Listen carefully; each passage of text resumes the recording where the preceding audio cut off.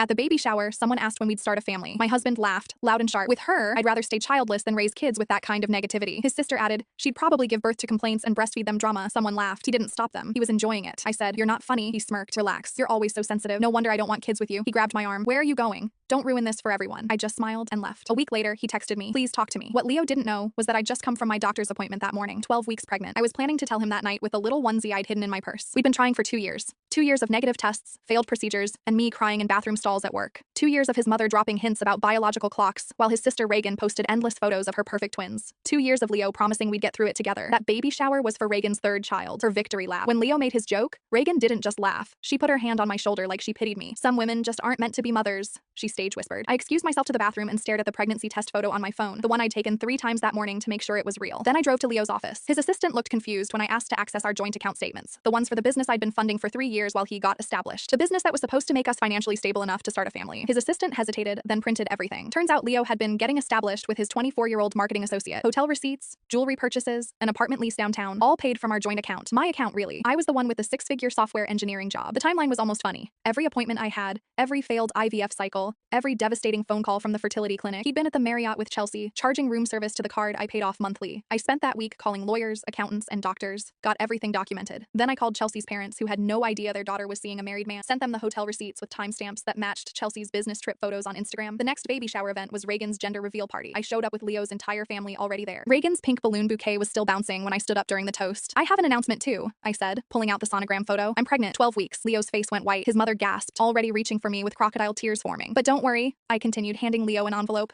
"You won't have to raise kids with my negativity. Those are divorce papers. I'm filing for full custody, and since you used our joint funds, my funds, for your affair, my lawyer says I'll probably get the house too." I turned to Reagan. "Oh, and Leo's girlfriend? She's younger than you, but not as young as she told him. She's actually 29 and married. Her husband's a Marine stationed overseas. He's flying back early after I sent him some interesting photos." The room was so silent I could hear the pink balloons deflating. Leo tried to grab my arm, again, but this time his father stopped him. "Don't," his dad said quietly, looking at me with something like respect. "You're done." I walked out carrying my sonogram and my dignity. 3 months later, Chelsea's husband filed assault charges. Apparently, Leo showed up at their apartment trying to talk. The Marine didn't want to talk. Reagan stopped posting on social media entirely after I commented on one of her blessed family photos. Some families are blessed, others just hide better. His mother tried calling once. I sent her to voicemail, then blocked her. Leo's business collapsed without my funding. Last I heard, he's living with his parents and working retail while waiting for the assault case to resolve. My daughter was born in April. Healthy, perfect, and surrounded by people who actually deserve her. Leo sent flowers to the hospital. I had them donated to the terminal wing. He texted me one last time. "I'm sorry. I was scared of being a father. Can we co-parent?" I replied, "You're not on the birth certificate. My lawyer will be in touch about terminating your parental rights. Sign them, or I'll pursue you for the $127,000 you stole from our joint account. Your choice." He signed. Some people aren't meant to be parents. Leo was right about that. He just didn't realize he was talking about himself.